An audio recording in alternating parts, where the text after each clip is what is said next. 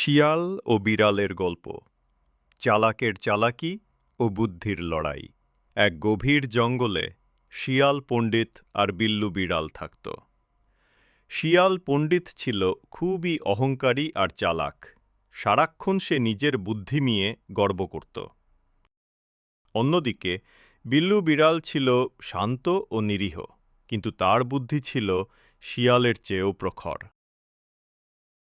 একদিন তারা দুজন একটি নদীর ধারে বসে গল্প করছিল। শিয়াল পণ্ডিত বুক ফুলিয়ে বলল, বিল্লু, তুমি তো কেবলই একটা বিড়াল, তোমার কতটুকু বুদ্ধি? আমি তো হাজারো রকম বুদ্ধি জানি। বাঘ সিংহ আমার বুদ্ধির কাছে ফেল। বিল্লু বিড়াল শান্তভাবে বলল, আমি অত বুদ্ধিশুদ্ধি জানি না, আমি কেবল একটিমাত্র বুদ্ধিই জানি। শিয়াল পণ্ডিত বিড়ালের কথা শুনে হাসতে হাসতে গড়িয়ে পড়ল। একটিটি মাত্র বুদ্ধি? ছি ছি, তাতে কি আর হয়? ঠিক তখনই দূর থেকে একদল শিকারী কুকুর তাড়া করে আসছিল। তাদের ভয়ঙ্কর চিৎকারে বন কেঁপে উঠল। শিয়াল পণ্ডিতের গর্ব করা হাসি মুহূর্তেই মিলিয়ে গেল। বিল্লু বিড়াল দেরি না করে তার একমাত্র বুদ্ধি কাজে লাগাল। সে দ্রুত ছুটে গিয়ে পাশের একটি লম্বা গাছে চড়ে বসল। গাছ বেয়ে উপরে উঠে সে গাছের ডালে নিজেকে এমনভাবে লুকিয়ে ফেলল যে কুকুরেরা তাকে খুঁজে পেল না। এদিকে শিয়াল পণ্ডিত কি করবে বুঝতে পারছিল না। সে ভাবতে লাগল, কোন বুদ্ধিটা কাজে লাগাই?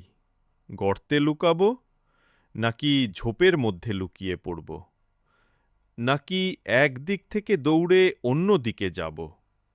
তার মাথায় একসঙ্গে শত শত বুদ্ধির ভিড়, কিন্তু কোন বুদ্ধিটা সবচেয়ে ভালো হবে তা সে ঠিক করতে পারছিল না।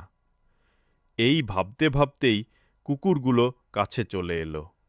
কুকুরগুলো শিয়ালকে দেখতে পেয়ে দল বেঁধে ঝাঁপিয়ে পড়ল। শিয়াল তার কোনো বুদ্ধিই কাজে লাগাতে পারল না।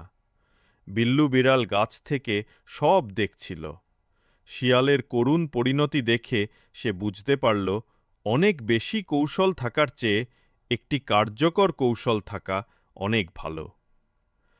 গল্পের শিক্ষা: জীবনে অনেক কৌশল জানার চেয়ে একটিমাত্র কৌশলকে নিখুঁতভাবে আয়ত্ত করা ভালো। বেশি কৌশলের মোহে পড়লে অনেক সময় আসল কাজটা করা সম্ভব হয় না। আপনারা যদি এমন আরও রহস্যময় এবং বাস্তব জীবনের গল্প শুনতে চান, তাহলে আমাদের কেকেলোর পরিবারের সাথে থাকুন। পাশে থাকার জন্য আপনাদের অসংখ্য ধন্যবাদ। দেখা হবে পরের গল্পে।